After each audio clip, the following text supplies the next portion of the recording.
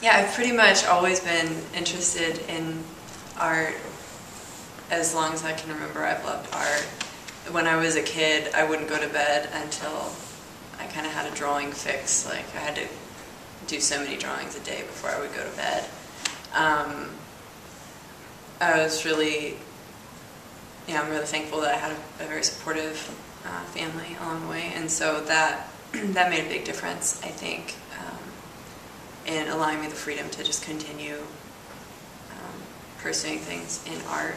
And whenever I had an opportunity to take classes, I kind of jumped on that. In undergrad, I started out painting like more literal depictions of trees, and over the course of a couple of years that moved into like I started building up the paint thicker and thicker, and then started mixing like pieces of bark and stuff into the paint, and then I started using sticks like on the canvas, and then that kept getting built up more and more and more until it became sculpture.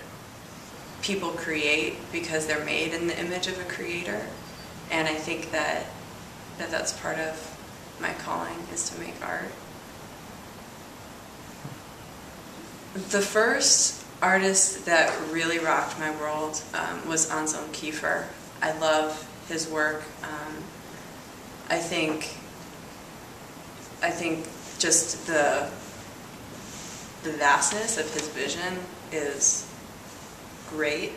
I love the way he just wrestles any material that he takes. He just like wrestles it to the ground and produces work from it, and I love the way he uses materials, and it seems like whatever he touches like becomes a vehicle for whatever that grand vision is. And so I feel like I've learned a lot just from seeing his work. A lot of classical sculpture, actually.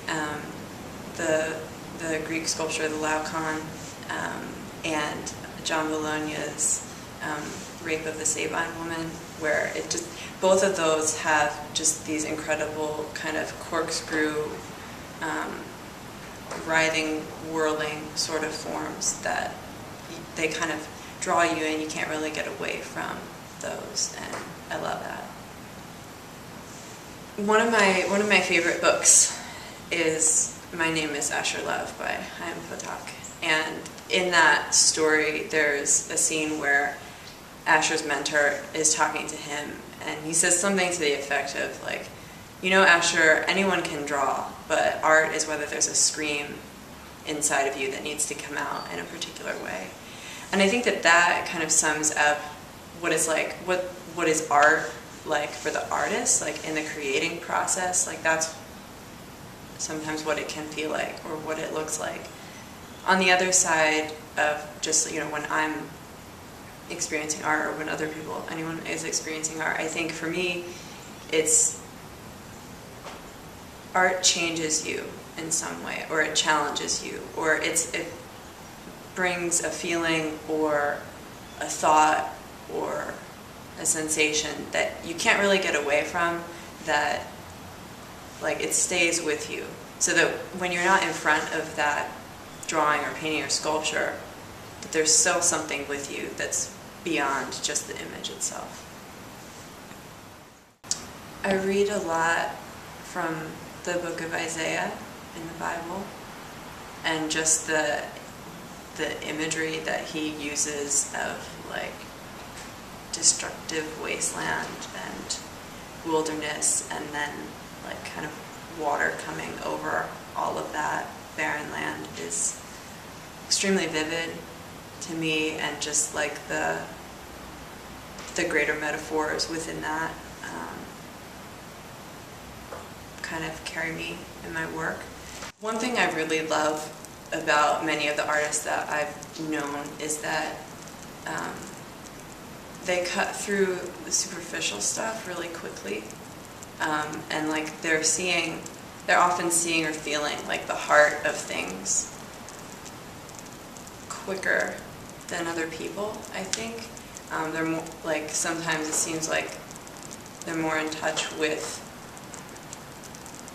what's really at the heart of something that's going on. And so, not that other people can't see that or experience that as well, but sometimes I feel like artists are kind of like forerunners in that, in feeling or seeing the heart of matters. It takes me a little while to get into my work when I come into my studio, so I usually like make tea, put on music. Sometimes I'll sit for a little while in front of whatever I had been working on last. Sketchbooks are really important to me as I'm working, even if it's just for a short block of time. Like, I'm constantly making notes about things that I want to do next, so I don't forget, because my mind can go in like 10 different directions at once. And so then the next time that I return to my studio, that's where I go to, is my sketchbook, to kind of get my brain on track with what I was doing last time.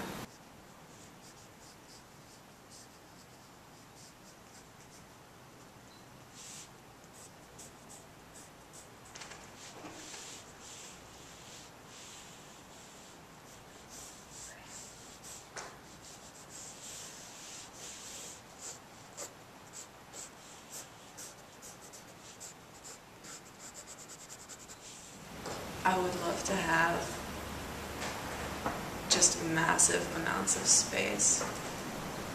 I would love to have an area where I can burn stuff outside, that's like right outside my studio door. So, I mean, I'm imagining a place that would be, you know, not in the city. Obviously, the initial starting of the idea, just starting to put some marks down, is extremely important, because if I never made any kind of step forward, nothing would ever get created. But I think more than that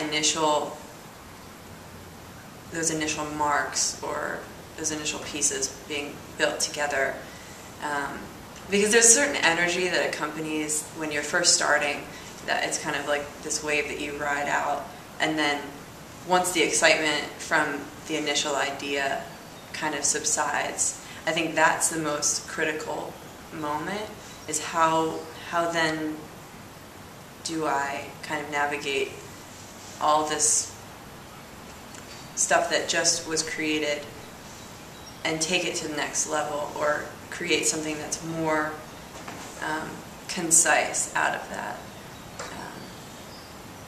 It's kind of like forming a thesis or something. Like, you start with a really big idea or inspiration, and then as you go along, it narrows and becomes more and more refined and more concise. But I think pushing through the middle part of the process is the most critical for me, because at the end, then also I've kind of already figured out where I'm going by the end, and it's just kind of finishing off things at that point. But the middle is kind of where the wrestling really happens. I love seeing things destroyed. Like, even driving to my studio, and like, it's been raining for 2 days, and all the trees are like falling down because we've had like 3 feet of snow, and the water level is rising, and it's just kind of washing everything away, and I feel like I'm there. Like, I feel like that's me, and I'm like in it, and I love it, because I feel like it makes sense to me, and I want to create, but the weather isn't always like that, and even if it is, people don't see that, because they don't want to be out in it, because it's uncomfortable. And so I want to create some of that in my work. I think also the thing with destruction is that it just kind of, it leaves me speechless, especially just large-scale, massive destruction. It just is like, what? You know, it's it's incomprehensible. Sometimes like makes me feel small.